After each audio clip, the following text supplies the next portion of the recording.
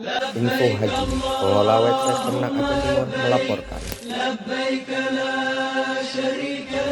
Assalamualaikum warahmatullahi wabarakatuh. Melempar jumrah akabah. Ini bisa jadi beliau sedang melempar akabah jamaah Aceh Timur.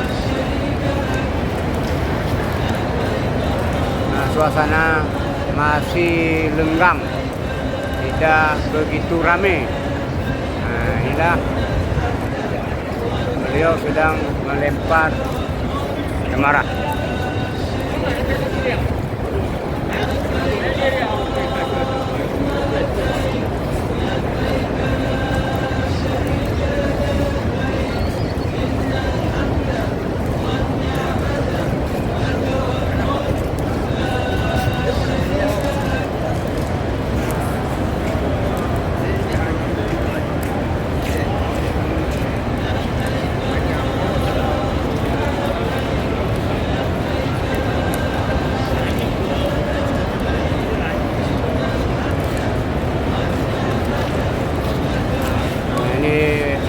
Pak Mikil sedang melempar jumrah akabah dari jamaah Aceh Timur yang tidak sempat datang karena kondisi jamaah sangat lemah.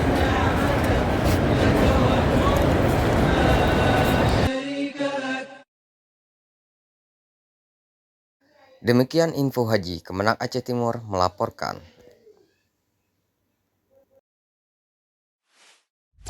لبيك اللهم لبيك لبيك لا شريك